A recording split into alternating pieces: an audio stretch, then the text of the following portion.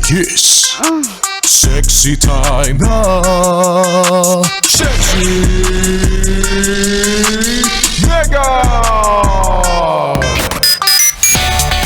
Sabi nga ng kanta na yan ni Ed Sheeran, dive. Ganyan ang gusto ni Sexy Megan, mag-dive sa swimming pool dahil sobrang init. Diba? Hindi ko alam kung talaga bang sinasanay na tayo para pagdating sa kabilang buhay, hindi na tayo magrereklamo kung gaano kainit sa pupuntahan natin. Pero grabe naman. Hindi naman tayo nagmamadali eh. Pwedeng pakibawasan po ng konti ang init.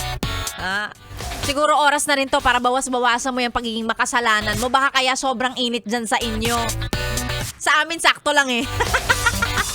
Pero hindi ako nagbibiro pagka usapang panahon, lalo pagka ganito, no? Ipapaalala ni Sexy Megan sa'yo na huwag kalimutang uminom ng tubig. Hydrate! Drink your water, Drink your water, ha? Inom ng maraming tubig. Kung hanggat maaari, dapat nagbabaon tayo ng extrang t-shirt, extrang damit, kasi konting galaw mo pagpapawisan ka, and syempre hindi rin maganda pag natutuyuan ka naman ng pawis, di ba? Lalong-lalo yung lalabas, maiinitan, mabibilad, papasok sa lugar kung saan ang lakas ng aircon. Example, Exhibit A kami dito. Ang init sa labas. Diba? Pumunta ka sa kung saan-saan, nagpunta ka sa mga terminal, ganyan.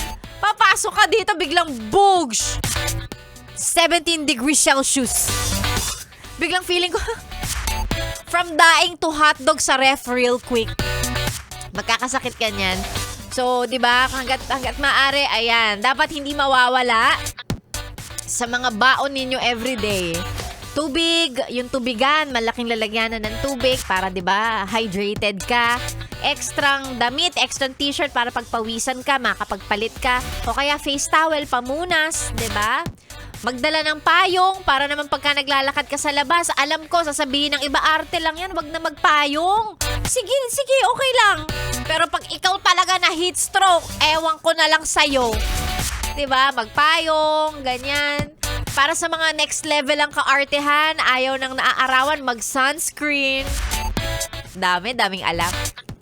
Mga paalala lang naman ni Sexy Megan niya, lalo pagka ganitong ang init talaga ng panahon natin. Huwag ka mag-alala, lilipas lang din naman yan. Pero at the moment, ayan, inom ng tubig, huwag masyadong magbilad kung hindi naman kailangang, 'di ba, bilad ka sa araw. Sumilong ka muna, be. Mamaya mo na gawin yan. Ang pinaka natutuwa lang pagka ganitong mainit, alam mo kung sino? Yung mga naglalaba. Kasi konting minuto lang, pag nagsampay sila, ay be, tuyo agad yan. Ganun kainit. Ay nako, magandang umaga. Happy Thursday po sa ating lahat. Konting kembot na lang, weekend na, pero malayo-layo pa po ang gagapangin natin hanggang sa susunod na sweldo. Kaya iraos natin, itawid natin ang Thursday na ito. Si Sexy Megan ang kasama mo hanggang mamayang tanghali. Sa mga gustong magpa-shoutout, gaya ng lagi kong sinasabi, libre lang naman ang pa-shoutout, pero kung bibigyan mo ako ng 5,000, hindi kita pipigilan.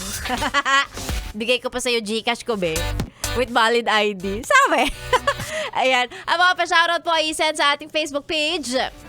That's DJ Megan, Yes FM. And then, samahan ng picture ng radyo. Gusto kong makita yung mga maalikabok ninyong radyo na naka-tune in. Kahit luma, ang lakas-lakas naka-tune in sa 101.1 Yes FM. Ganon! Basahin natin yung mga pa-shoutout na yan mamaya. Sexy Megan po ang niyong kasama dito lang sa stasyong masarap pakinggan. This is 101.1 Yes FM. Solid! Bakit di magawang limutan?